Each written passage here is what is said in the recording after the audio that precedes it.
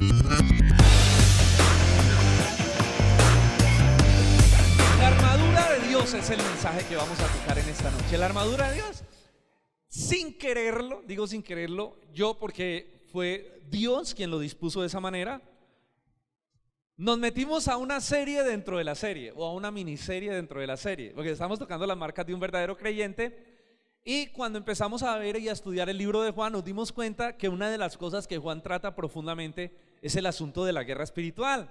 Entonces, casi que tuvimos que tratar una miniserie de 3 predicaciones. Esta es la última, una trilogía, 3 prédicas acerca de guerra espiritual. Recordemos, hace 15 días trabajamos el tema preparados para la batalla, donde hablábamos que Dios era soberano. Recordemos que Dios tenía el control inclusive del mismo Satanás, y que Satanás no podía tocar a los creyentes a menos que tuviera permiso de Dios, que éramos propiedad privada comprada al precio de sangre. Ese es el resumen. La predicación está en YouTube.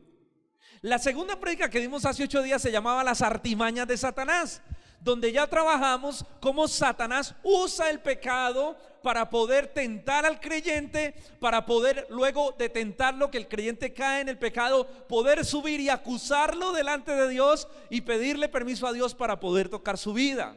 Es como Satanás utiliza el pecado para traer aflicción y opresión a la vida del creyente. Y hablábamos que Satanás tiene derechos de autor sobre el pecado, y que cuando un creyente peca está entrando en terreno satánico, y por eso Satanás puede pedir autorización de tocarlo delante de Dios, pero que cuando se arrepiente simplemente hay un abogado que lo defiende y que perdona sus pecados, que es Jesucristo. Ese fue el resumen de la predicación, también está en YouTube. Y hoy vamos a hablar de algo que tocamos por encimita en las 2 predicaciones anteriores, y es la importancia de vestirnos de la armadura de Dios.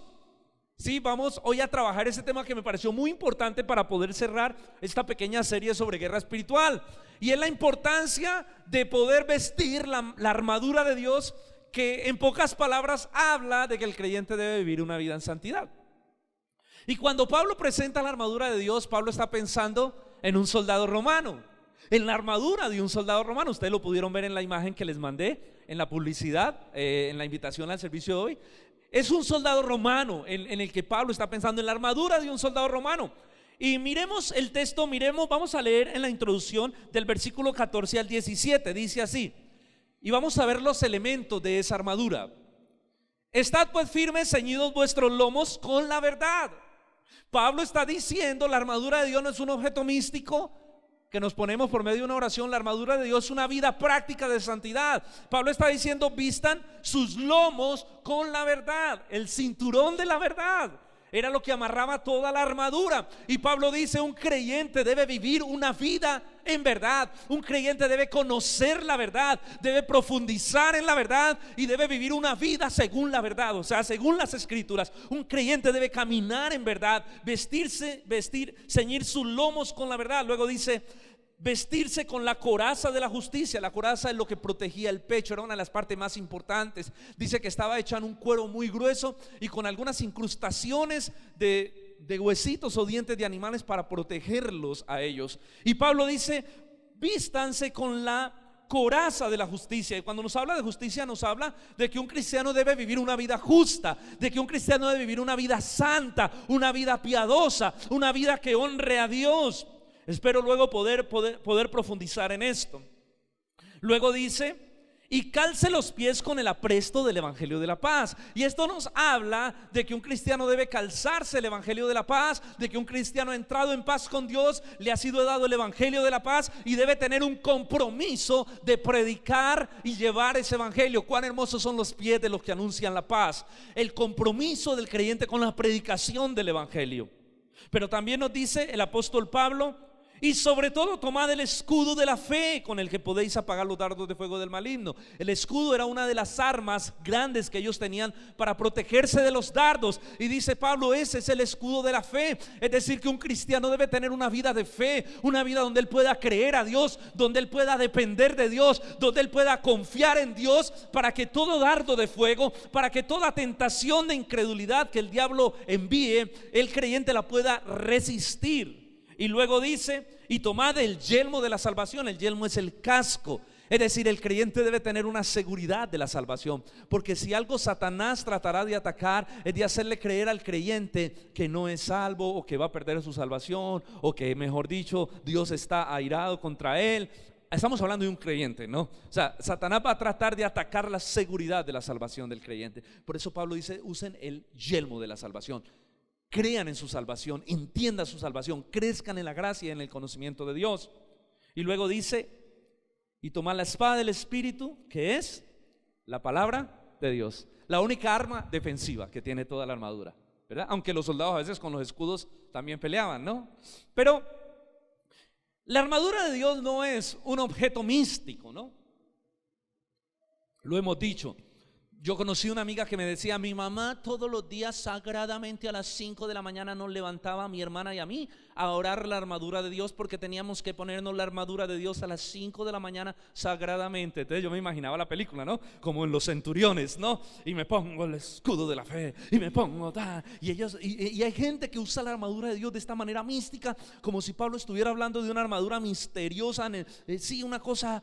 No, Pablo está hablando de una vida santa, una vida de piedad. Es un desafío a vivir en santidad, la armadura de Dios. Y hoy vamos a ver entonces, de acuerdo a esto que hemos explicado en esta introducción, vamos a ver 3 desafíos que nos presenta Pablo en este texto con respecto a la guerra espiritual, que son muy importantes. Número 1, el primer desafío. Pablo nos dice: busquen la fortaleza del Señor, fortalezcas en el Señor y en el poder de su fuerza. Miren el versículo 10, que es donde inicia el texto. Por lo demás, hermanos míos, fortaleceos en el Señor y en el poder de su fuerza. Vestíos de toda la armadura de Dios para que podáis resistir y estar firmes contra las acechanzas del diablo. Hermano, aunque usted no lo quiera y aunque usted no lo crea, usted y yo nos encontramos en medio de una batalla feroz. Es una batalla entre el reino de Dios y el reino de las tinieblas. Aunque usted no quiera creerlo, usted no puede salir ya de esa guerra si es creyente, porque usted ha pasado del reino de las tinieblas al reino de la luz, y usted se ha convertido en un prófugo para Satanás. Estamos en medio de una batalla, un conflicto espiritual poderoso, agresivo. Y el creyente, dice Pablo, debe prepararse. El creyente no puede pelear esa batalla en sus fuerzas. Dice él: fortaleceos en el Señor y en el poder de ¿qué? De su fuerza, dice Pablo. Eso es un llamado a la preparación. Eso es un llamado al crecimiento. Eso es un llamado a la madurez cristiana. Eso es un llamado al crecimiento en discernimiento y en el poder del Espíritu Santo. Tú ya estás en esta guerra y debes prepararte. No puedes ir en tus fuerzas. Decía un predicador que escuchaba: eso es como un ejército. El que va en sus fuerzas es como ir contra un ejército poderoso con caucheras. El ejército está bien armado y poderoso, y usted va con una cauchera. Tus fuerzas no sirven para nada. Por eso Pablo dice: fortalezcas en el Señor y en el poder de su fuerza. Pablo es muy enfático. La palabra de Dios nos enseña que el poder y la fuerza son de Dios. Son de Dios. Y nos tenemos que fortalecer en el poder de Dios. Y debemos caminar en el poder de Dios, no en el nuestro. Empezando porque nosotros no tenemos poder. El poder y la fuerza son de Dios. ¿Y por qué dice esto la palabra del Señor? Porque hay una tendencia humana tan natural a confiar en nuestras propias fuerzas. Hay una tendencia que viene de nuestra naturaleza caída. Cuando el hombre cayó, cuando el hombre pecó en el huerto del Edén, el orgullo, la arrogancia, la altivez, la autosuficiencia y la independencia de Dios vinieron al corazón humano, y es la tendencia más fuerte. Nosotros queremos vivir la vida independiente de Dios. Nosotros queremos caminar en nuestras fuerzas. Hay una tendencia natural en nosotros a caminar de una manera arrogante, autosuficiente. Por eso también el apóstol Pablo escribió: el que esté firme, mire que no caiga. 1 Corintios 10:12. Porque si creemos que estamos firmes en nuestras fuerzas, estamos en el punto exacto para la caída. Escúcheme lo que voy a decir. Si creemos que estamos bien, que estamos firmes, si creemos que estamos bien, que ya hemos alcanzado un buen nivel, estamos a punto de ser quebrantados. Y es que cuando estamos confiando en nuestra fuerza y en nuestra capacidad, estamos a punto de ser destruidos por el diablo. Proverbios dice, antes del quebrantamiento, dice, en la soberbia, y antes de la caída es la altivez de espíritu. Proverbios 16:18. A mí me preocupa mucho cuando los creyentes llegamos a pensar de que el poder es nuestro, de que la fuerza es nuestra. Porque yo he visto eso a veces dentro de la iglesia y a mí me duele y me preocupa. Yo he visto gente que piensa que el poder es de ellos, que la fuerza es de ellos. Y uno lo escucha en sus conversaciones y me duele y me preocupa. Es más, una de las cosas, y voy a decir esto con mucho amor y mucho respeto, una de las cosas que a mí me preocupa del tema, yo lo he dicho de la oración, de yo declaro, yo decreto y yo decreto y yo tal cosa, como si tuviéramos el poder de crear, es que ese tipo de oración nos hace depender o hace pensar que el poder es nuestro.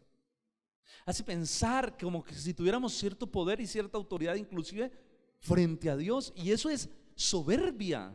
Y recuerden, antes del quebrantamiento es la soberbia, porque ese poder creativo es un atributo incomunicable de Dios, es decir, es un atributo que solo le pertenece a Dios. Sí, nuestras palabras hacen daño, lastiman, pero nuestras palabras no tienen el poder de crear nada. Y eso lo único que muestra es la altivez del corazón humano. ¿Qué significa entonces fortaleceos en el Señor y en el poder de su fuerza? Porque Pablo dice, ok, dejen de confiar en ustedes y fortalezcanse en el Señor y en el poder de su fuerza. En Él dice, fortalezcase. ¿Cuál, hermano, es ese poder de que Pablo habla? Porque creo que también es algo que hay que interpretar correctamente dentro de la iglesia cristiana. Pues Pablo está hablando del poder ilimitado de Dios. Pablo está diciendo, fortalezcase en Dios, en su relación con Dios, en su comunión con Dios, porque Dios tiene un poder ilimitado.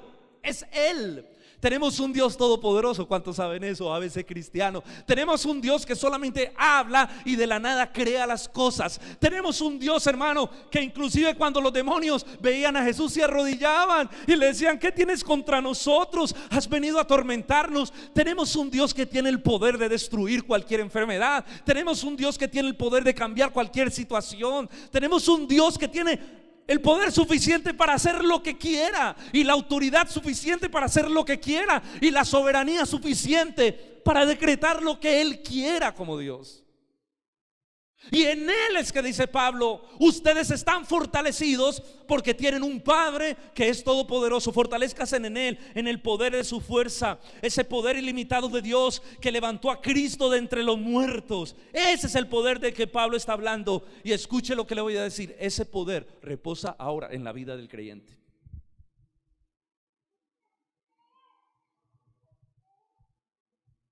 Ojo, porque aquí está la confusión. Ese poder reposa en tu vida, pero no es tuyo. ¿Soy claro? El problema es cuando nos apropiamos de ese poder pensando que es nuestro. Es como cuando alguien le dice, mire, le presto mi casa para que viva en ella. Usted puede vivir en ella, pero esa casa no es suya. ¿Sí o no? Y un día el dueño puede decir, pásame mi casa que no me la estás cuidando. Obvio, no estoy hablando que el Señor quite su espíritu, pero sí podemos contristarlo, y sí puede quitar su poder de nosotros, y ese poder que reposa de Dios sobre la vida de algunos creyentes. Mire, no hay que decir mentiras. Aunque todos nos ha sido dado el Espíritu Santo, hay gente que anda en el Espíritu y tiene poder en su vida, y hay gente que anda en la carne y no tiene ningún poder. ¿Sí me entiende? Hay gente sobre las cuales el poder de Dios es eficiente, activo, poderoso. Es más, se puede percibir cuando uno ve a esas personas. Pero hay gente que uno sabe que tienen el mismo Espíritu de Dios, pero hay gente que no vive en el poder de Dios. ¿Por qué? Porque no vive en el Espíritu Santo, viven en la carne. La única manera de vivir en el poder de Dios es caminando en el Espíritu de Dios. Ese poder reposa en la vida del creyente por medio del Espíritu Santo. ¿Recuerdan Hechos 1:8? Jesús dijo antes de ascender, recibiréis poder. ¿Recibiréis qué? poder cuando haya venido sobre vosotros el Espíritu Santo y me seréis testigos, dice el Señor. Y la palabra poder lo hemos enseñado que es la palabra en el griego dunamis, significa dinamita. Recibiréis dinamita, poder de Dios. Esa palabra significa poder, capacidad, eficacia en el griego. Recibiréis poder, recibiréis capacidad, recibiréis eficacia. Es decir, que cuando el Espíritu Santo viene a nuestra vida, porque nacemos de nuevo, el poder de Dios reposa sobre la vida de un creyente. El poder de Dios viene a la vida de un creyente, porque esa fue la promesa. Esa fue la promesa hecha desde el antiguo pacto, y esa es la promesa que se cumple en el día de Pentecostés, cuando el Espíritu desciende sobre la iglesia. Y esa es la promesa que se cumple sobre todo aquel que se arrepiente y recibe a Cristo. El poder del Espíritu se derrama sobre su vida, porque es el Espíritu quien se derrama, y el Espíritu viene con su poder, porque el poder no es de nosotros, es del Espíritu. Al Espíritu estar dentro de nosotros, el poder de Dios está. Yo siempre he dicho que nunca no hemos logrado tener una comprensión de la magnitud de lo que significa que somos templo del Espíritu, que Dios mismo, el Dios Todopoderoso, vive dentro de nosotros, camina con nosotros, está contigo. Cuando lavas, cuando planchas, cuando estás en tu casa, Él está allí. En todo momento su presencia está con nosotros. La pregunta es: ¿para qué viene ese poder? ¿Para qué viene ese poder? Porque también he visto que a veces pensamos que el poder viene como para hacernos sentir chévere, ¿no? Yo he escuchado gente, por ejemplo, pastor, a mí me parece que hoy no se movió el Espíritu Santo en el culto. No. ¿Y por qué, hermana? No sentí nada. Nada, no sentí. No sentí nada. A veces pensamos que el poder viene para hacernos sentir bien. Y cuando nos sentimos bien, les decimos: qué poderoso estuvo el culto. No importa que no nos hayamos arrepentido y que salgamos con los mismos pecados y los mismos problemas y las mismas crisis, pero nos sentimos bien, como si el poder del Espíritu fuera un asunto terapéutico. Algunos piensan que el poder viene para exaltarlos. Yo he escuchado gente que dice: que usted viera, pastor, eso, yo oro es porque a mí me gusta que cuando ore la gente se cae y que pasen cosas. Y uno ve cómo el ego se infla, ¿no? Yo no estoy diciendo que no pasen cosas, ¿sí? Cuando uno ora. De hecho, cuando yo me convertí al Señor, yo recuerdo que cuando yo recibí a Cristo y oraron por mí, yo quedé inconsciente 3 horas en el piso. Y cuando me levanté, yo sabía que era otro. Yo no sabía ni qué había pasado, no sabía nada de nada, pero yo era otro.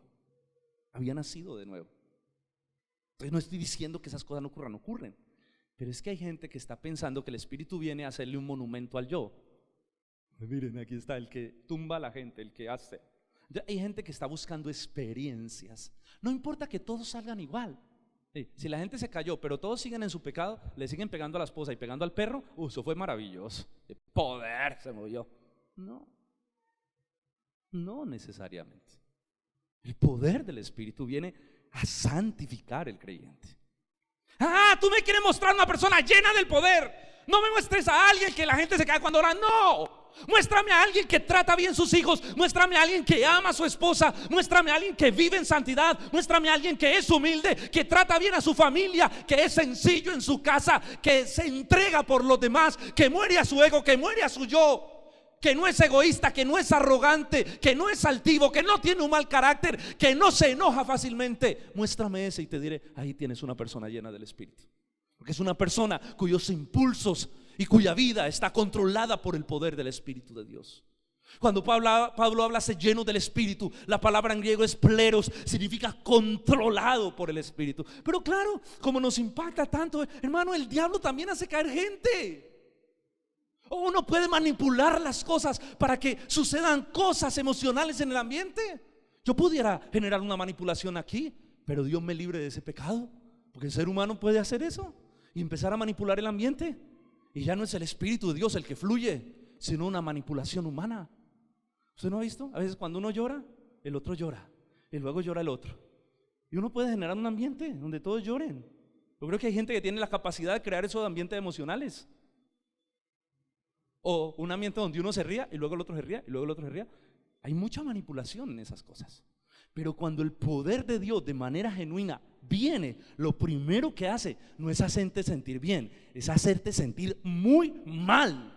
Porque el poder de Dios te convence de tu pecado y busca santificar tu vida y te parte en 1000 pedazos. Eso es el poder de Dios actuando. Ese es el poder de Dios santificando. ¿Sabes por qué? Porque Jesús dijo: Él viene para que me sean testigos. Y un testigo, la palabra testigo en el griego es mártires. Es decir, Él viene a formarlos a ustedes, a capacitarlos para que puedan dar su vida por el evangelio. Él viene a eso, a preparar el ejército. Él viene a preparar los hombres y las mujeres de Dios al punto que estén dispuestos a dar su vida por la predicación del evangelio, como lo hizo la iglesia primitiva. Él no viene a hacerte sentir bien. Así que deja de andar buscando manifestaciones y busca santificación, que si llegan las manifestaciones, gloria a Dios. Nosotros nos ha pasado, pero no las buscamos. Yo no oro por ese tipo de cosas. Yo oro por el poder de Dios santificando la iglesia. ¿Qué nos ha pasado? Sí, hemos tenido tiempos donde no hemos podido. Un día casi no podemos terminar el culto, que el Señor nos quebrantó. Estuvimos llorando mucho tiempo. Hemos visto gente que llora y es liberada, gente que llega, que tiene un demonio, que no conoce a Cristo y de pronto se rebota. Bueno, eso pasa. Pero nuestro deseo es Dios, es Él. Es el poder que santifica, es el poder que restaura, es el poder que cambia, es el poder que te llena para darte de nuevo y salir de aquí a predicar el evangelio. Así te quiten la vida por eso. Ese es el poder de Dios. Jesús dijo: recibiréis poder para que sean mártires, testigos por causa del evangelio. Debemos ser conscientes que ese poder de Dios está sobre nuestra vida. Debemos ser conscientes que el poder de Dios está obrando dentro de nosotros, hermano, y no hay yugo que ese poder no rompa. Yo no sé, no levante su mano. ¿Cuántos aquí luchan con algo? No, yo sí la voy a levantar. ¿Cuántos luchan con algo? De verdad, levante ahorita su mano. ¿Cuántos luchan con algo? Con su orgullo, con su mal carácter, con su mal genio. Uy, qué cosa tan aburrida esa. No me aguanto, Señor. Mira, no hay yugo en tu vida que el poder de Dios no sea capaz de romper. Juan dice, ¿recuerdan? Lo estudiamos: para eso apareció el Hijo de Dios, para deshacer las obras del diablo. Y cuando tú te conviertes en un hijo de Dios y Cristo viene a tu vida y el Espíritu viene a tu vida, Él empieza a quebrantar las cadenas más fuertes que tú tienes. Mira, hermano, a veces nosotros tenemos unas cosas que no nos hemos dado ni cuenta. Y una de las cosas por las que yo estoy orando es para que el Señor le abra el entendimiento a la iglesia y que cada uno de ustedes pueda percibir el pecado que le es oculto. Porque a veces uno, mire, el pecado más difícil de percibir, le voy a decir cuál es. ¿Sabe cuál es el pecado más difícil de percibir? El orgullo. Es un pecado que todos ven, pero usted no ve. Y usted dice: pero ¿por qué la gente dice que yo sí, hay orgullo. Si la gente lo está viendo es porque hay un problema en tu vida que tú no has visto y no has llevado a la cruz.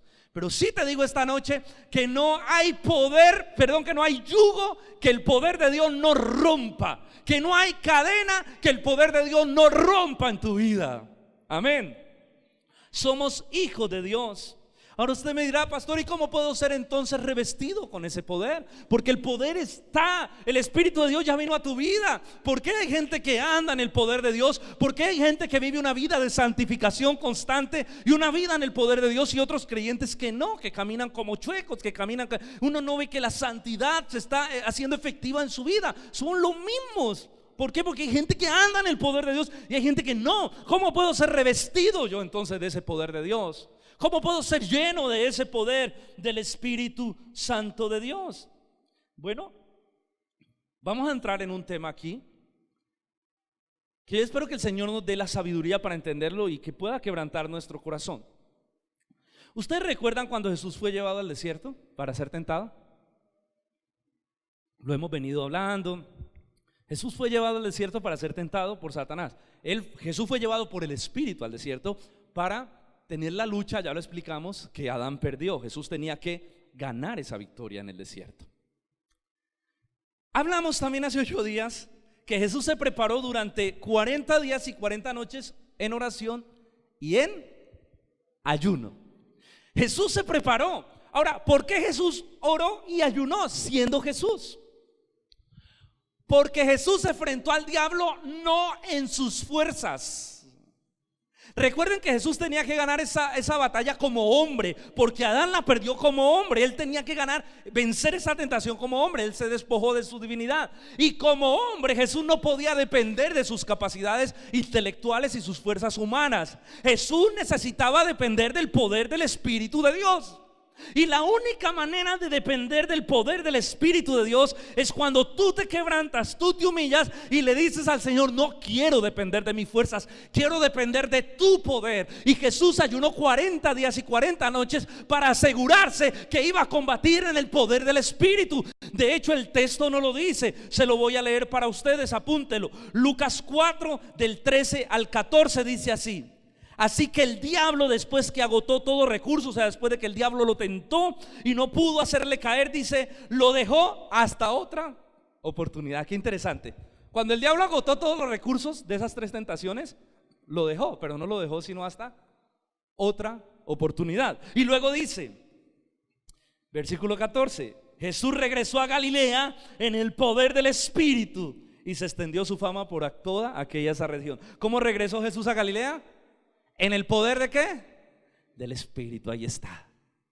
El desierto que Jesús tuvo de oración y ayuno permitió que su alma y su vida se fortaleciera para andar en el poder del Espíritu. Y fue en el poder del Espíritu que él enfrentó a Satanás y lo venció en la cruz del Calvario. Miremos ahora a Pablo. Este texto es súper impresionante. Si quisiera que lo buscara conmigo. Por favor, busque 2 de Corintios 12 del 7 al 8. Y para que la grandeza de las revelaciones, dice Pablo, no me exalte desmedidamente, me fue dado un aguijón en mi carne, un mensajero de Satanás que me abofetee, para que no me exalte a sobremanera. Respecto a esto, a lo cual he pedido 3 veces, le he rogado al Señor que lo quite de mí. Mira lo que dice Pablo. Pablo fue llevado, él está hablando, yo fui llevado al tercer cielo y tuve una revelación, tuve cosas de Dios que eran solo para él, que Dios no le permitió revelar. Pero dice, pero para que el exceso de las revelaciones no me exalte, me fue dado un aguijón en la carne, un sufrimiento, un mensajero, me impacta esto, un mensajero de Satanás. Dios le envió un mensajero de Satanás a Pablo, un sufrimiento que no sabemos cuál es, no se han podido poner de acuerdo si era una enfermedad. Bueno, en fin, lo cierto es que Pablo estaba sufriendo por algo que Dios había permitido en su vida. Y él dice, Dios lo permitió para que las revelaciones no me exalten a sobremanera. Y yo he rogado 3 veces al Señor. Qué interesante, porque él llevaba la cuenta de cuántas veces había orado. Él dice, yo he orado a Dios para que me quite este sufrimiento. He orado 3 veces a Dios para que me quite el sufrimiento, para que me aleje ese mensajero de Satanás. Ven que aquí volvemos a ver la soberanía de Dios, inclusive sobre el mismo diablo que hablamos hace 15 días. Pablo dice, he orado 3 veces para que me quite el mensajero de Satanás, pero no ha pasado nada. ¿Cuántos han orado a veces y no ha pasado nada? Y mire lo que Dios le dice a Pablo, versículo 9. Y me ha dicho, el Señor me ha dicho, dijo Pablo, bástate mi gracia, porque mi poder se perfecciona en tu debilidad, en la debilidad. Porque mi poder se perfecciona en la debilidad. Por lo tanto, dice Pablo, de buena gana me gloriaré más bien en mis debilidades, para que repose sobre mí el poder de Cristo. Pablo dice, el Señor cuando oré 3 veces me dijo, ya no ores más, no te lo voy a quitar, vas a morir con él. Me dijo, bástate mi gracia, porque mi poder se perfecciona ¿en dónde? En la debilidad. Y la misma palabra poder que usa Pablo es la misma que usa la palabra de Dios en Hechos, que usó Lucas, dunamis. Porque el poder de Dios, el dunamis, la dinamita de Dios, se perfecciona en la vida de creyente. ¿A través de qué? ¿A través de qué? De la debilidad. Wow. Eso es muy revelador. ¿Qué era lo que Pablo hacía para que el poder de Dios reposara sobre él? Se gozaba en sus debilidades. ¿Cuántos quieren que el poder de Dios repose sobre sus vidas y sea eficiente en sus corazones? Aprenda a regocijarse en sus debilidades, porque es en la debilidad del hombre donde el poder de Dios se hace fuerte. Y la palabra griega para debilidad, ¿sabe qué significa? Carencia de toda fortaleza. Significa incapacidad de producir resultados. Es decir, Pablo está diciendo, cuando yo reconozco que soy incapaz, cuando yo reconozco que no puedo, cuando yo reconozco que necesito el poder de Dios porque soy débil, es allí donde el poder de Dios se hace eficiente en mi vida. Pablo está diciendo entonces que cuando él reconoce su carencia de fortaleza, cuando él reconoce su inhabilidad para producir resultados, entonces el poder de Dios reposa sobre él. Hermanos, cuando queremos que el poder de Dios repose sobre nosotros, tenemos que reconocer nuestra incapacidad, porque nuestra incapacidad nos lleva a depender de Dios. La Biblia es muy hermosa, el Señor muy hermoso, porque Él dice, porque Él a los soberbios y a los altivos los mira de lejos, pero al humilde lo exalta. Aquel que sabe humillarse, aquel que sabe estar humillado bajo la poderosa mano de Dios, que sabe que el poder no es de él, que el poder es de Dios, aquel que no quiere figurar para nada, aquel que no busca promoción de su propio yo. Es sobre esa persona que reconoce su necesidad y su dependencia de Dios que genuinamente el poder de Dios reposa. Genuinamente, no una manipulación ni una ilusión humana del poder de Dios, el poder literalmente de Dios. Vemos eso en los apóstoles. Dice, es más, dice la palabra que sacaban a veces los enfermos a las calles para cuando pasara Pedro, por lo menos su sombra los sanara. Eso es poder de Dios.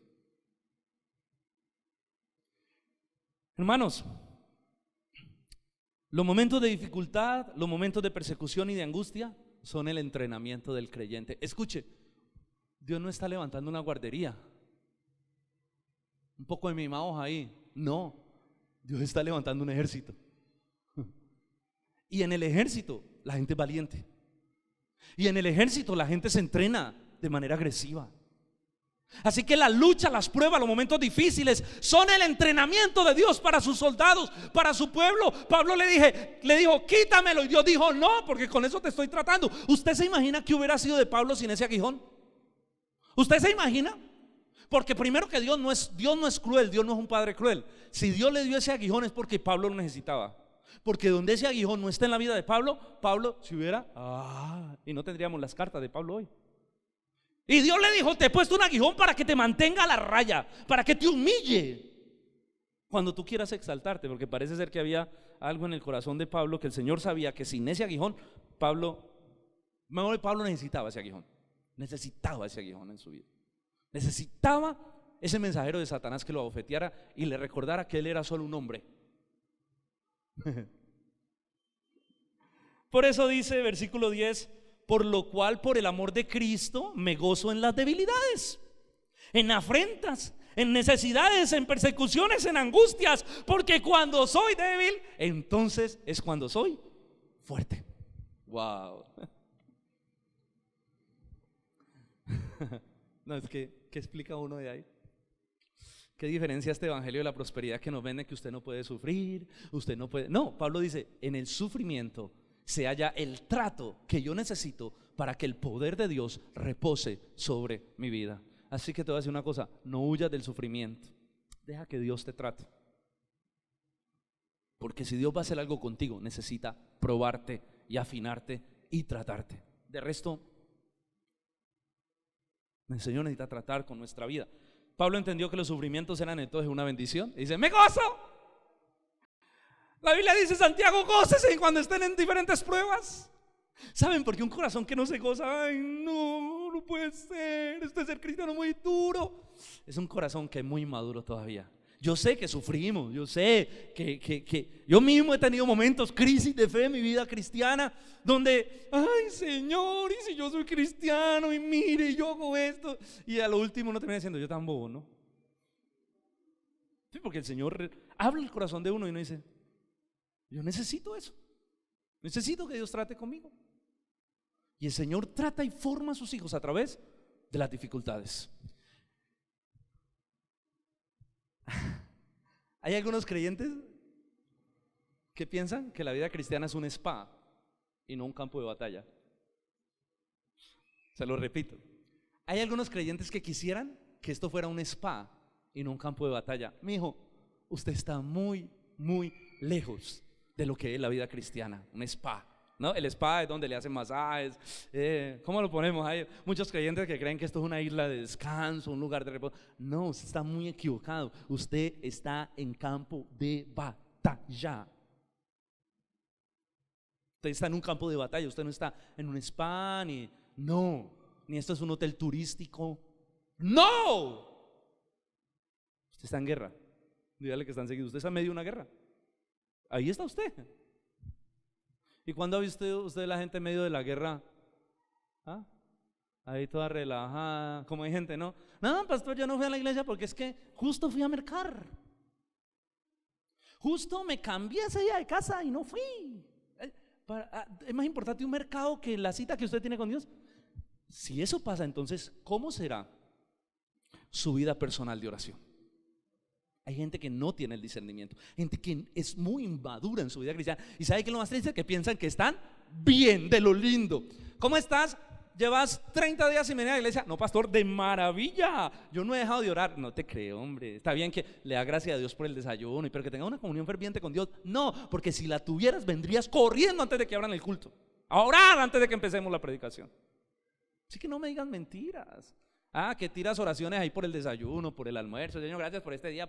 Sí, eso lo hace hasta en lo inconverso. Es más, aún los demonios creen y tiemblan. Usted no ha sido llamado solo a creer en Dios. Usted ha sido llamado a obedecer y estar sujeto bajo la poderosa mano de Dios. Y eso es otra cosa. Y eso significa ser creyente. En segundo lugar, el segundo desafío que nos plantea el texto. Ya más de uno está diciendo, yo porque vine justo cuando yo vengo le al pastor por dar gallina. No, yo no estoy dando gallina. Yo simplemente estoy mostrando que estamos en una guerra. Y cuando uno habla de una guerra, habla claro y fuerte, ¿sí o no? Es el mensaje de hoy. En segundo lugar, el segundo desafío es: vistamos toda la armadura de Dios. Pablo nos dice que debemos vestir toda la armadura de Dios. Por favor, miren el versículo 11: vestidos de toda la armadura de Dios para que podáis resistir y estar firmes contra las acechanzas del diablo. Él dice: vístanse toda la armadura de Dios. No es una parte, no es que pastor solo me pongo la coraza y ya, o me pongo, no, toda. Pablo dice: vístanse toda la armadura de Dios. Toda la armadura era necesaria para la batalla. Un soldado no podía salir, no es que se me quedó el cinto, empezando porque el cinto era el que amarraba todas las demás piezas. Toda la armadura de Dios debe ponerse. ¿Por qué? Porque la santidad en la vida del creyente es un asunto integral. Yo no puedo decir: es que yo soy santo en mi vida familiar, pero no soy santo en mis emociones. No, eso yo me enamoro del que sea y eso no. Yo no puedo decir, es que yo soy santo en mi vida familiar, pero no soy santo en mi vida sexual. Yo no puedo decir, es que no, yo soy santo en mi vida sexual, pero no soy santo en mi vida económica. No, la santidad es un asunto integral de las motivaciones que incluye las motivaciones y las intenciones más profundas de tu corazón. Esa es la santidad que el Señor quiere tejer en nosotros. Ahora, eso es un asunto, porque Él dice: vístanse de toda la armadura de Dios. Es decir, la santidad en sus vidas tiene que cubrir la verdad, la justicia, la predicación del evangelio, todo lo que hablamos ahorita en la introducción. Pero hermano, escuche esto. Yo sé que si nosotros pensamos en producir santidad en nuestra fuerza, eso es frustrante. Porque hay muchos creyentes que viven frustrados y dicen: es que yo no puedo con esto. Pues porque no tienen una vida espiritual. Van a seguir luchando toda su vida hasta que se mueran con su mismo pecado, con sus emociones. Ay, el novio, y cuando será, y yo cuando que no tiene vida espiritual. Sus emociones no están sujetas bajo la poderosa mano de Dios. Porque es que la santidad no es un asunto moralista, no es algo que yo produzco en mis fuerzas. Si usted está esperando ser santo en sus fuerzas, usted va a ser la persona más frustrada y usted va a llegar al cielo, bueno, si es salvo, usted va a llegar al cielo frustrado. Porque la santidad no se produce en nuestras fuerzas, sino es el producto del Espíritu de Dios en nuestra vida. Es cuando nosotros vivimos una vida de profunda comunión. Es cuando nosotros vivimos una vida de profunda dedicación a Dios. Pero no me digas que tú eres dedicado cuando vienes cada mes a la iglesia o cada 15 días. No eres una persona dedicada. No eres eres un turista en el cristianismo, pero no una persona dedicada.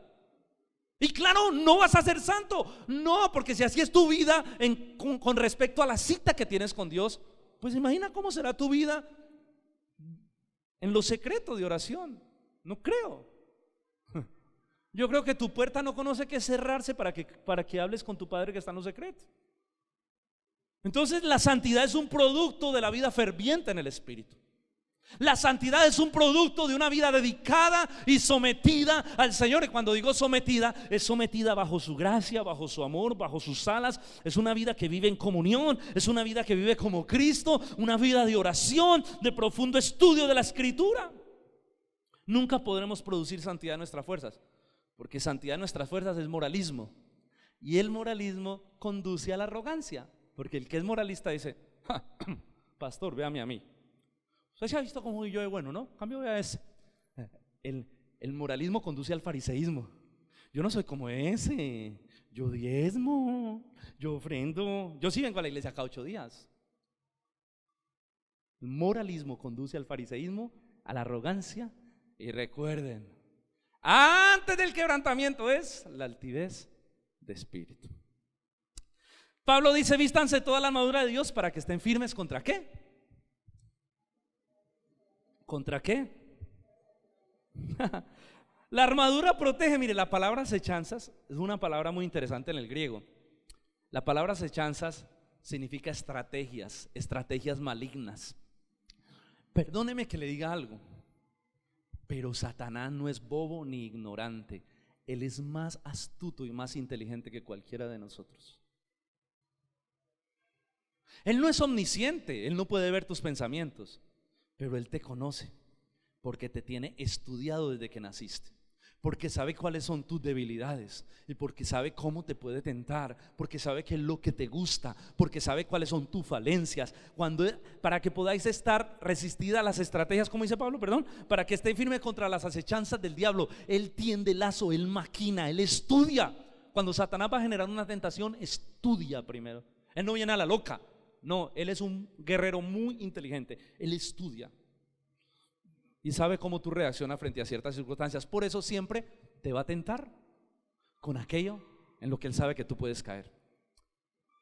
Y si tú no dependes del Señor, te va a dar una mala noticia: siempre vas a caer. Si tú vives en la carne, siempre vas a caer en el juego de Satanás.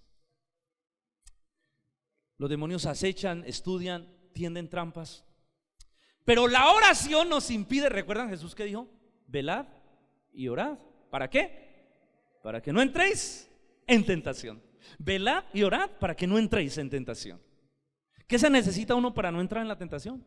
Velad y orad. Y cuando el Señor dice, mire que no dice solo orad, porque si Él dijera solo orad, entonces más de un cristiano dijera: no, pues yo oro, Señor, líbrame en el nombre de Jesús, amén. No, velad y orad significa estar vigilando y estar orando intensamente.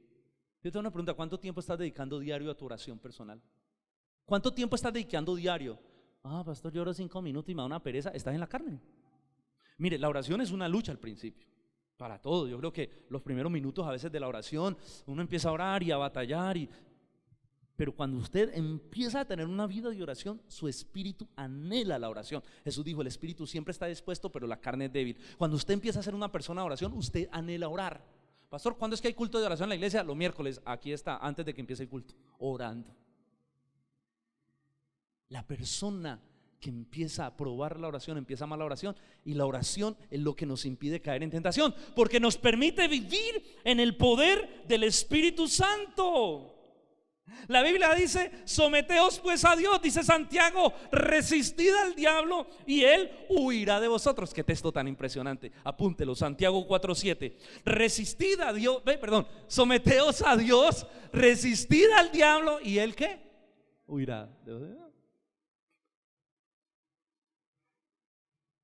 Mire, es más, el texto empieza diciendo así: Dios da gracia a los humildes y mira de lejos a los altivos. Sométanse a Dios, resistan al diablo y él huirá de vosotros. ¿Cómo puedo hacer que el diablo huya? Sométase a Dios, resista al diablo. Sométase a Dios en obediencia, sométase a la palabra de Dios, sométase a Dios en oración y el diablo va a huir. Mire, yo le voy a decir algo que lo dije hace 8 días.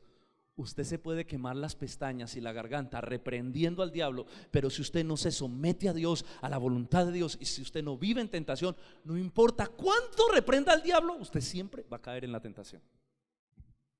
Porque la palabra de Dios dice: resistan. ¿Cómo resiste uno? Sometiéndose a Dios. Aquí estoy, Señor, ayúdame, Padre. Tengo la tentación a la puerta, Señor, dame la fortaleza, dame la vida, dame el vigor. Resista al diablo. Jesús resistió al diablo con la oración, con la obediencia a la palabra, resistió la tentación. Y dice que el diablo le dejó por un tiempo, leíamos ahorita. Hermano, ¿sabe por qué? Porque no hay nadie más obstinado que Satanás, y no hay nadie que te odie en esta vida más que el diablo. Te voy a decir algo que está en la Biblia: el diablo te odia a muerte. Si por él fuera, te destruiría en este preciso momento.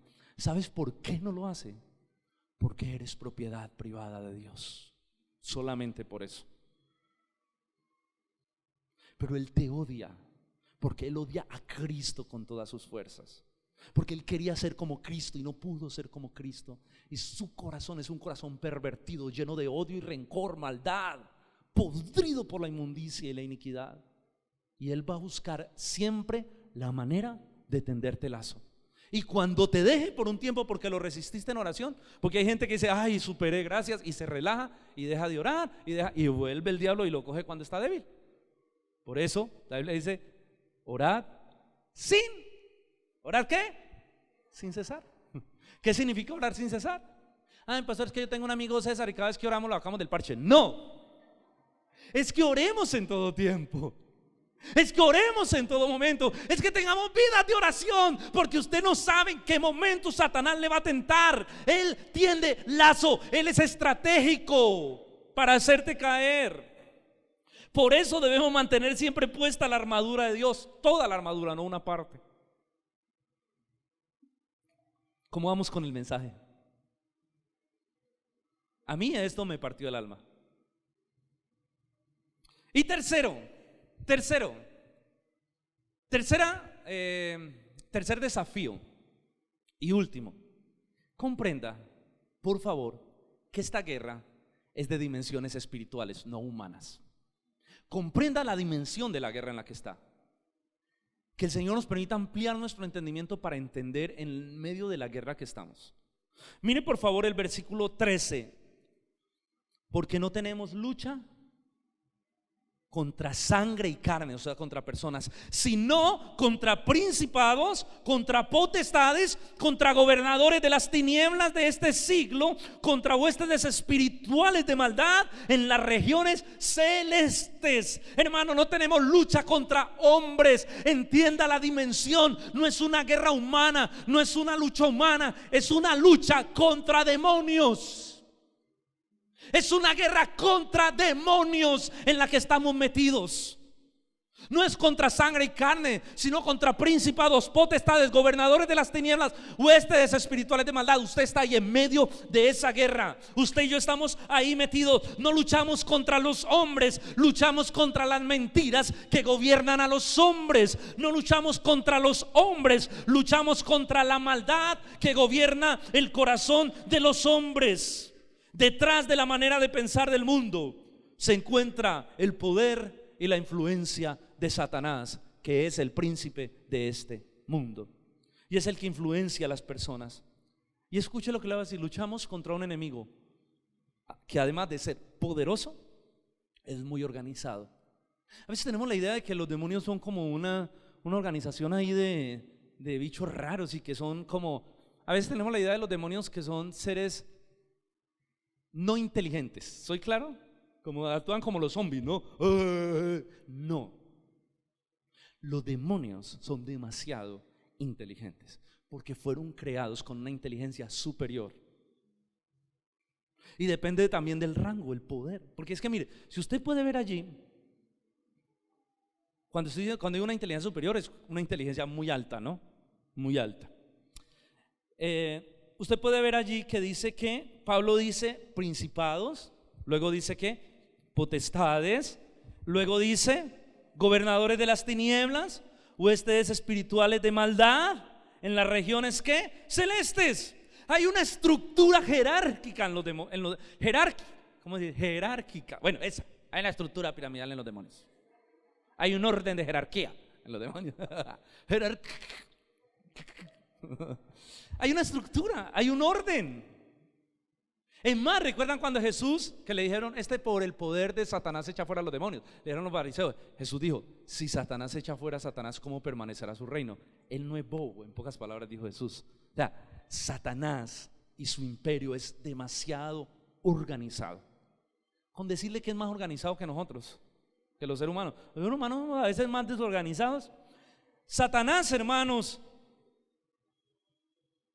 su reino es estructurado con cierta complejidad para poder llevar a cabo sus planes perversos. Él necesita ese orden para poder gobernar el mundo como lo hace. Satanás está detrás de todas las esferas. Satanás ha influenciado el gobierno. Es más, le voy a decir algo, voy a hacer un paréntesis, ni lo tenía en el bosquejo. Satanás ha influenciado los medios de comunicación de una manera impresionante, porque él vende sus mentiras a través de ellos. Él necesita ganar los medios. Por eso me preocupa cuando los padres, todos contentos, le compré una tablet a mi hijo, y va uno a la casa y encuentra a los niños con la tablet todo el día viendo YouTube, y los padres por allá haciendo otra cosa, o charlando, viendo televisión. Y Satanás capturando el entendimiento de tus hijos, y Satanás metiendo pornografía, inmoralidad sexual, homosexualidad, que es el común denominador. Satanás metiendo todo eso en la mente de sus hijos, y los padres contentos viendo el desafío. Porque yo he visto eso y me duele en el corazón cuando llego a la casa y veo a los niños con una tablet y supervisión de los padres. Cuando veo padres que todo el día están viendo televisión y enseñándoles a sus hijos a ser educados por el televisor. No es que diga que el televisor sea malo, no, pero sí. Lo que uno encuentra bueno es muy poco, es selecto. Y más ahora, con este fluir de ideología de género que hay ahora. Hermanos, los demonios fueron creados con diferente diseño y poder. Escuche, usted ve en la Biblia que Dios creó arcángeles, serafines, querubines, con diferente función y con diferente poder y diferente rango. Y mire lo que le voy a decir: Satanás era del rango superior de los ángeles. Satanás estaba al nivel de los ángeles más altos, Miguel y Gabriel, que son los arcángeles. Satanás era un arcángel líder sobre los seres angelicales. Por eso cuando él se revela, se trae la tercera parte de los ángeles. Lo dice Apocalipsis, él arrastró con la tercera parte de los ángeles en su rebelión. Y le tengo una noticia: los demonios no están en el infierno, están en la tierra. Los demonios están gobernando este mundo porque Él es el príncipe de este mundo. Ahora, los demonios no se procrean, son los mismos. Jesús dijo que los ángeles ni se casan ni se dan en casamiento. Ellos no es que tengan demoniositos y luego no, son los mismos, la tercera parte. Pero toda esa cantidad de ángeles caídos está en este planeta Tierra, haciendo y deshaciendo, gobernando y tentando tu vida y tratando de dañar a tus hijos y tu relación y todo lo que encuentre a su paso. Ellos están gobernando este mundo bajo el poder de Satanás. Los demonios están aquí, en la tierra. A veces también voy a decir esto con mucho cariño. Hay cosas que yo tengo que decir con mucho cariño, no solo por ustedes, sino por la gente que ve las predicaciones en YouTube, porque es que hay gente que tiene ideas que no son bíblicas. Yo la otra vez, bueno, yo también lo llegué a hacer. Yo me acuerdo que uno oraba y uno enviaba dizque los demonios al infierno. ¿Sí? Te ato y te envío a lo más profundo del infierno. Déjeme aclararle algo. Primero que todo, los demonios sí van a ser enviados al infierno, pero cuando Cristo venga por segunda vez. Dice Apocalipsis capítulo 10 versículo 12: ha sido echado fuera el acusador. Jesús enviará a los demonios él. Es más, ¿recuerda cuando Jesús liberó al endemoniado gadareno? Los demonios le dijeron: déjanos ir a ese hato de cerdos. Pues Jesús le hubiera dicho: no, me meto en un lío, se van al infierno. No era la hora de enviarlos al infierno. Vayan. Jesús dijo: cuando un demonio sale, anda vagando y buscando cabida. Así que, primero que todo, no tenemos la autoridad. Ahora, yo hago una pregunta: ¿quiénes somos nosotros para mandar demonios al infierno? ¿Quiénes somos nosotros para hacer lo que Cristo tiene un momento para hacer, que está en Apocalipsis? Entonces, ojo que eso, yo sé que en ignorancia lo hemos hecho, pero eso no es bíblico. ¿Por qué? Porque los demonios están gobernando y rigiendo sobre la tierra. Ahora, si usted encuentra algún pasaje, por favor dígamelo para yo decir, wow, estaba equivocado. Pero en lo que yo he estudiado, además de que es antibíblico, es ilógico. Lo que pasa es que a veces el deseo de nuestro orgullo, ¿no? De, ay, ¿cómo mando los demonios al infierno? Bueno, la misión de los demonios es llevar el mundo a la perdición, al amor al pecado y el odio hacia Dios. Y en esa guerra nos puso Dios. En medio de todo ese conflicto, ¿cuántos de aquí dicen, uy, no, qué tal vivir en Irak en estos momentos, sí o no? O en esos países donde hay una guerra impresionante, que esa gente no duerme y todo lo que está sucediendo, ¿verdad? Pues déjeme decirle que usted no está en Irak, pero está en una guerra más agresiva que esa. Si no se ha dado cuenta, toque al que está a su lado y dígale, si no se ha dado cuenta, despierte, mijo. Despierte, usted está ahí metido. Dios nos hizo soldados. Pero déjeme decirle algo muy alentador, porque claro, el mensaje tiende, wow, estas verdades lo ponen a uno en una tensión. Pero déjeme decirle algo muy alentador: Jesús ya ganó la guerra. Sencillo y simple, Jesús ya ganó la guerra en la cruz. La guerra fue ganada. Se lo voy a leer, apúntelo, Colosenses 2:15. De esta manera desarmó a los gobernantes y a las autoridades espirituales, a los demonios, los avergonzó públicamente con su victoria sobre ellos en la cruz. Jesús despojó principados y potestades y los avergonzó públicamente, triunfando sobre ellos en la cruz. Él ya triunfó, Él ya ganó, Él ya venció la guerra, Él ya ganó la batalla, Él destruyó el imperio con su muerte en la cruz. Él ya ganó, la guerra fue ganada. La guerra fue ganada por Cristo. Ahora Él nos envía a nosotros a predicar la verdad y a traer libertad a los oprimidos. Escuche, porque esto hay que ponerlo en su perspectiva bíblica. La guerra fue ganada, entonces ¿cuál es la función de nosotros? Él nos manda al terreno enemigo a predicar la verdad para traer libertad al oprimido. Para que la gente que está cegada por Satanás, para que la gente que está bajo el gobierno de Satanás conozca la verdad y sea libre del engaño, de la opresión del diablo. Estamos en terreno enemigo con una función: predicar la verdad del evangelio. Jesús le dijo a sus discípulos: vayan y prediquen el evangelio a toda criatura. Vayan y prediquen. Por eso nuestra misión principal es predicar la verdad. ¿Cuál es el arma que tenemos? La espada del Espíritu. ¿Para qué la tenemos? Para predicar la verdad. ¿Cómo combato el imperio de las tinieblas? ¿Cómo hago que el imperio de las tinieblas caiga? ¿Cómo hago que el imperio de las tinieblas retroceda? Cuando predico la verdad del evangelio, cuando saco mi espada y hablo la verdad, el imperio de Satanás cae de las mentes, cae de los corazones. El gobierno de Satanás empieza a perder fuerza. Jesús me envió a liberar los cautivos. Jesús te envió a predicar el evangelio que libera a la gente de la esclavitud de la mentira. Otra vez digo esto con mucho amor. Jesús nos envió a predicar, no a cazar demonios. Nosotros somos mártires del evangelio, testigos, no cazafantasmas. Porque es que hay creyentes que creen que son cazafantasmas.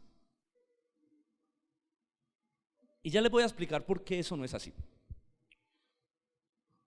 Bueno, tú no tienes que buscar los demonios, porque ellos ya están y hay muchos, porque estamos en terreno enemigo. O sea que cazar demonios es desgastante. Además de que te introduce en una mentalidad que puede llegar a dañarte. ¿Por qué lo digo? Porque hay gente cazando. Y ya espero que quede con estos 3 mensajes claros. Hay gente que piensa que el diablo está en todo y ven a Satanás. Yo he visto gente, recuerdo que una vez hice una publicidad y una persona se quedó mirándola. Ajá. Ese saxofón, ajá, eso tiene forma de bruja, ajá. Eso es un cazafantasma. Que buscan demonios donde no los hay. Mire, yo le voy a decir algo: el Señor nos envió a predicar el evangelio, no a cazar demonios. ¿Por qué? ¿Por qué? Porque veo a personas que pasan más tiempo reprendiendo al diablo llorando y adorando al Señor. Tú nunca encontrarás eso en la Escritura, ni en la iglesia primitiva, ni en la historia de la iglesia.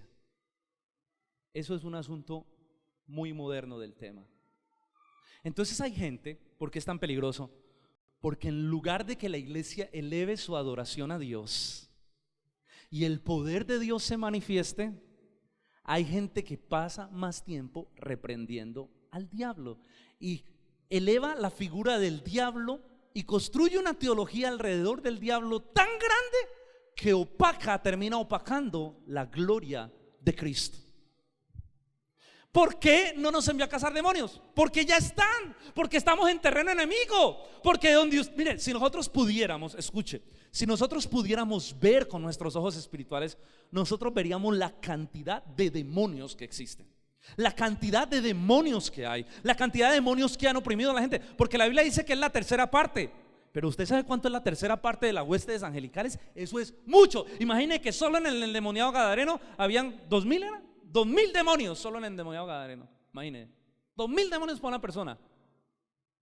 Entonces estamos en terreno enemigo. Los demonios, el demonio anda como león rugiente buscando a quien devorar. ¿Por qué? Porque estamos en territorio del diablo. Porque este mundo es territorio del diablo. Porque este mundo está bajo el gobierno del diablo. Porque Satanás es el príncipe de este mundo. Así que si pudiéramos ver para donde usted mire, vería demonios. Se nos mandó a estar firmes, a resistir al diablo con la armadura de Dios hasta que esta guerra se termine. Porque esta guerra se va a terminar. O sea, ya fue ganada en la cruz. Estamos nosotros llevando la verdad y despojando el territorio enemigo para que la gente conozca a Cristo y sea trasladada del reino de las tinieblas al reino de la luz. Pero mire lo que Pablo dice también en el versículo 13: por lo tanto, tomad toda la armadura de Dios para que podáis resistir en el día malo, y habiendo acabado todo, estar ¿qué? Firmes. Y sabe, Pablo no se está refiriendo que es que un día ya se acabará la tentación. No, habiendo acabado, pero analicemos el texto. Tomen toda la armadura de Dios para que habiendo acabado todo, podáis resistir en el día malo. Ojo, ¿cuál es el día malo?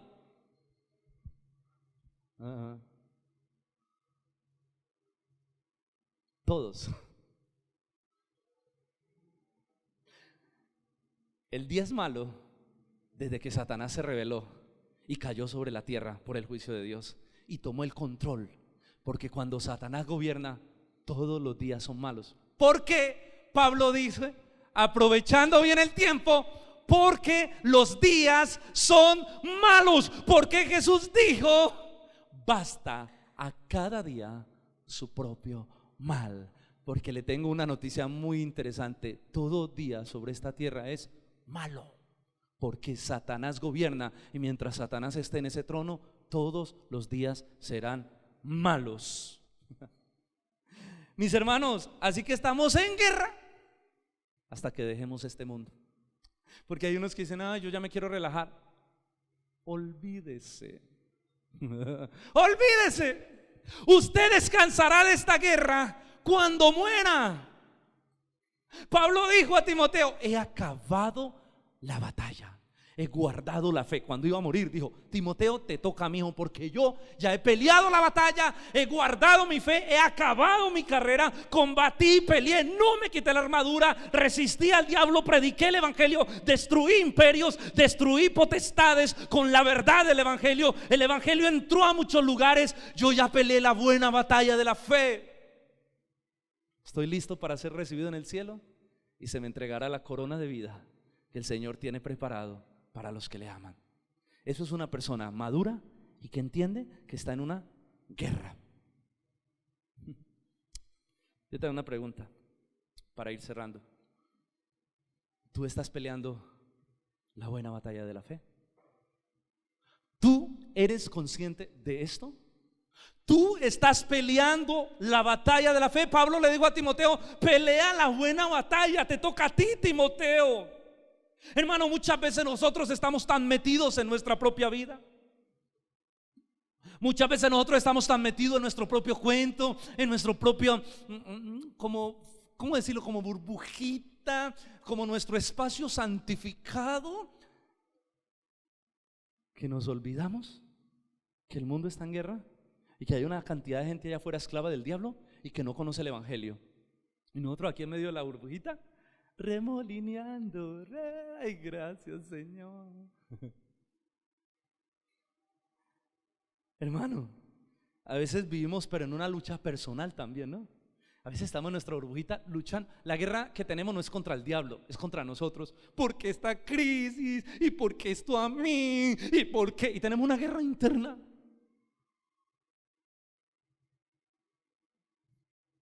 Estás peleando realmente la batalla de la fe, no esa batalla egocéntrica interna. Sí, esas batallas las peleamos en el poder del Espíritu, sí, las vencemos. Pero estamos peleando la buena batalla de la fe. Hermanos, a veces somos como el soldado que se queda sentado mientras los demás combaten. Y hay gente así en la iglesia. Hay gente que se queda sentada mientras los demás pelean. Yo te hago una pregunta: ¿cuándo fue la última vez que evangelizaste a alguien? ¿Cuándo fue la última vez que saliste a compartir el evangelio? Te hago otra pregunta: ¿cuándo fue la última vez que trajiste a alguien a la iglesia? Pastor, yo hace 15 años traje uno y no volvió. Ay, mis hermanos.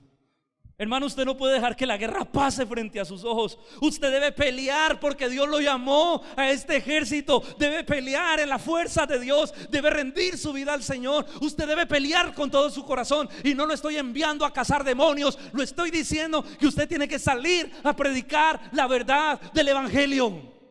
Esa es la guerra que tenemos. Hermanos, debemos luchar y tener la armadura puesta hasta el final. Pablo dice: y habiendo acabado todo, ustedes permanezcan firmes. Porque le voy a decir algo: un día sonará la trompeta final. Jesús aparecerá y la guerra acabará. Satanás y sus demonios serán lanzados al lago de fuego y serán condenados para siempre. Ese día que suene la trompeta final, vendrá el juicio también para la humanidad. Ese día acabará la guerra.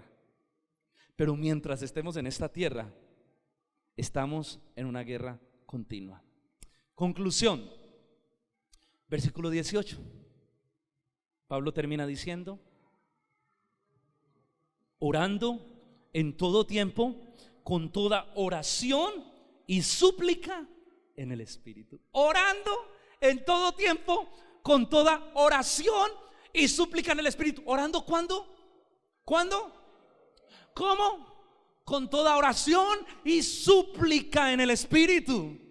La única manera de vivir en santidad es de esta manera: es viviendo una vida de oración y súplica, es viviendo una vida sometida bajo la mano de Dios. Y esa vida camina en santidad, esa vida tiene puesta la armadura de Dios. El que se somete a Dios, el que vive una vida intensa bajo la poderosa mano de Dios, ese tiene la armadura puesta en todo momento y en todo lugar. Por eso Pablo dice: orando en esta guerra, mientras estén en esta batalla, vivan orando en todo tiempo, en todo lugar, con toda oración, súplica, ruego en el Espíritu.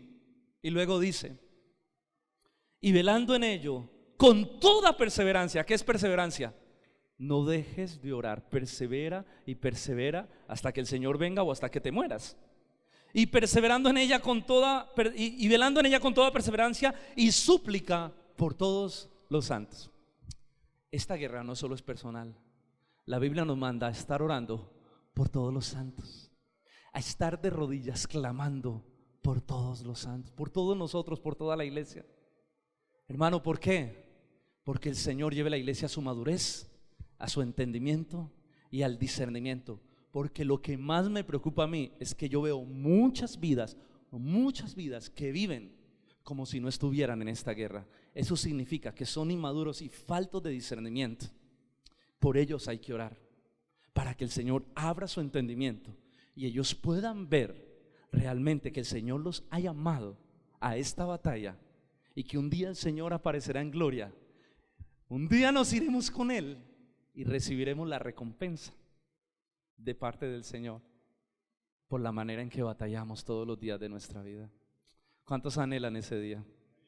El día en que todo acabe y los santos reciban la corona de justicia que Dios les ha prometido.